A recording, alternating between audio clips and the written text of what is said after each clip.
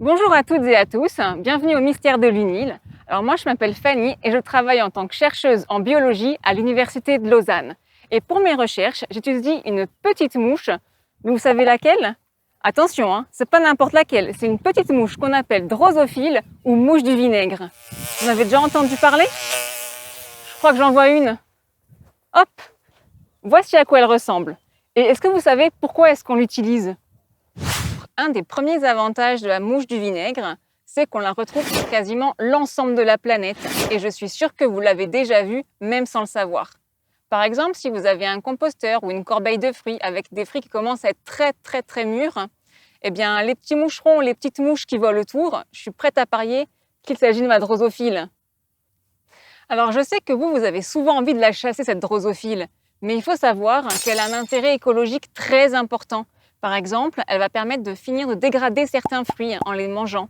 Et elle est aussi la source de nourriture de beaucoup d'espèces, comme par exemple les grenouilles, les lézards ou même les araignées.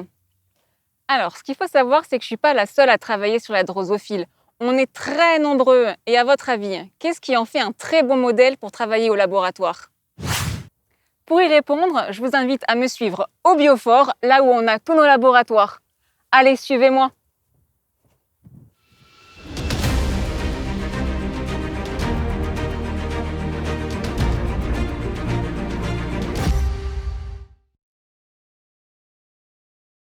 Le premier avantage de la drosophile, c'est son cycle de vie, qui est très court, environ 10 jours à 25 degrés. Alors un cycle de vie, qu'est-ce que c'est? Pour la mouche, c'est le moment où il y a un œuf qui va être pondu. Cet œuf va grandir et devenir un adulte qui va à nouveau se reproduire et pondre des œufs. Alors il y a un œuf qui est pondu et de cet œuf, une petite larve va éclore.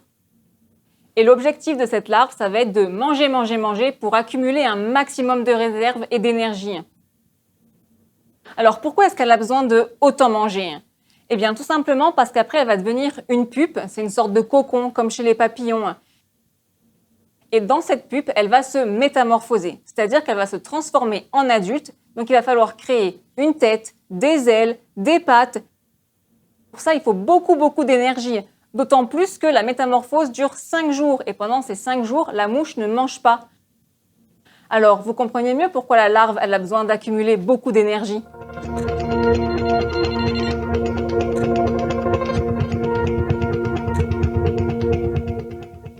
Alors, le deuxième avantage des mouches, si je vous les montre comme ça, qu'est-ce que c'est à votre avis?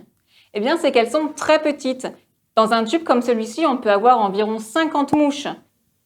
Et nous, dans un panier, on peut mettre environ 100 tubes. Donc, si vous regardez autour de moi, ça en fait beaucoup des mouches, n'est-ce pas? Et ce qu'il faut savoir, c'est que là, on est dans une salle un peu spéciale. À votre avis, pourquoi? Eh bien, c'est parce que dans cette salle, on peut contrôler la température et la maintenir à 25 degrés tout le temps. Et pourquoi c'est important? Parce que 25 degrés, c'est la température optimale pour le développement de la mouche.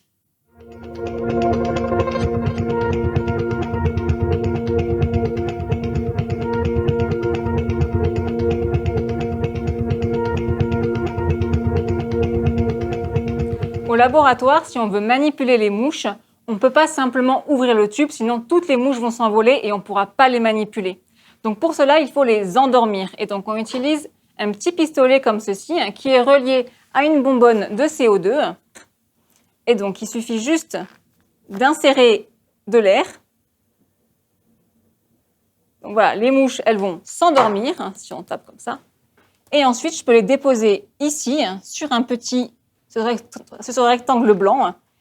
Et là, ça produit encore du CO2 et on va pouvoir les manipuler et regarder sous la loupe qu'est-ce qu'elles font. Vous avez peut-être l'impression que toutes les drosophiles se ressemblent, mais il faut savoir qu'il existe des milliers de drosophiles et il y en a une en particulier dont j'aimerais vous parler. C'est la mouche Drosophila suzuki. Pourquoi? Parce que c'est une espèce invasive récemment introduite en Suisse et qui provoque d'énormes dégâts. Alors, pourquoi c'est un problème? Je ne sais pas si vous vous souvenez, mais la mouche du vinaigre, elle pond ses œufs dans les fruits qui sont très mûrs ou en décomposition. Pourquoi? Tout simplement parce que ces fruits trop mûrs, ils sont assez mous pour pouvoir pondre les œufs dedans. Et le problème, c'est que Drosophila suzuki, elle pond ses œufs dans les fruits qui sont encore jeunes, encore consommables. Par exemple, elle va pondre ses œufs dans les raisins, les fraises, les framboises, et du coup, on ne peut plus les manger. Alors nous, en tant que chercheurs, on se pose la question, mais pourquoi est-ce que Drosophila suzuki arrive à pondre ses œufs dans les fruits encore jeunes? Ce qu'il faut faire, c'est regarder l'ovipositeur des femelles. Un ovipositeur, qu'est-ce que c'est? C'est l'organe qui permet de pondre les œufs. Et donc, chez la mouche du vinaigre, l'ovipositeur est tout simple, alors que chez Drosophila suzuki, il a une forme de scie, ce qui va permettre à la femelle de scier les fruits qui sont encore jeunes, encore avec une peau un peu dure, pour pouvoir y déposer les œufs. Donc, un autre problème de Drosophila suzuki, c'est qu'elle risque de rentrer en compétition avec la mouche du vinaigre, et en particulier si elle mange les mêmes fruits. Donc, pour tester ça, on a une expérience à faire qui est toute simple.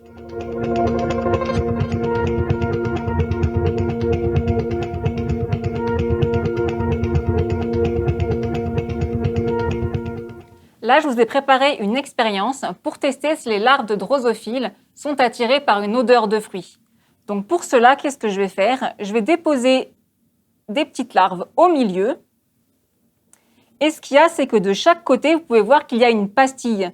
Et donc la pastille du haut, je l'ai trempée dans une odeur de fraise et la pastille du bas dans de l'eau. Et on va tester si les larves sont bien attirées par l'odeur de fraise.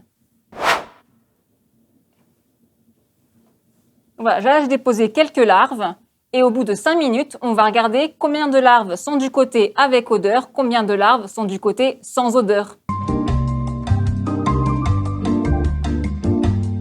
Les 5 minutes sont écoulées, donc maintenant on va simplement compter combien de larves sont du côté avec odeur et combien sont du côté sans odeur. Et là, on peut voir qu'on a beaucoup plus de larves du côté avec odeur, donc on peut dire que oui, elles sont attirées par l'odeur de fraise. Alors maintenant, ce qu'il faudrait faire, ce serait la même chose avec la larve de Drosophila suzuki, pour voir si elles sont aussi attirées par la fraise. Et si c'est le cas, ça voudrait dire que potentiellement, elles mangent le même fruit. Et ça peut poser problème. Pourquoi est-ce que ça pourrait poser problème? Eh bien, parce que si cette mouche invasive qui vient d'Asie mange les mêmes fruits que notre drosophile du vinaigre, eh bien, peut-être qu'il n'y en aura plus assez pour celle-ci. Mais l'autre option, c'est que par exemple, la mouche Drosophila suzuki, qui pond ses œufs dans les fruits encore jeunes, entraîne la pourriture des fruits et donc qui seront maintenant accessibles pour cette mouche-là. Donc tout ça sont des questions que l'on se pose ici au laboratoire. Donc c'est fini pour aujourd'hui. J'espère que ça vous a plu. En tout cas, moi, ça a été un grand plaisir de vous accueillir et de vous montrer ce que je fais avec les drosophiles. Donc restez curieux et à bientôt à l'Université de Lausanne. C'est mieux pourquoi elle a besoin de beaucoup manger avant. Bon, c'est un peu... La mouche du vinaigre, elle pond ses fruits dans les... Elle pond ses œufs. Ça en fait beaucoup des mouches, hein. Excellent. Ouais, mais après, vu qu'il a fait plein de... C'est nickel, c'est juste la... Et je sais que vous avez souvent envie... Non, je sais pas où aller. On garde et puis elle relance à partir de là. Ouais. Faut que j'attrape. Vachement bien celui-là. Pratiquement sur l'ensemble de la planète. Je sais pas ce que je raconte. C'est parfait, franchement c'est nickel. C'est vraiment plaisir de partager ça avec vous. J'espère que vous... On a plus Ouais, on a plus. Pardon.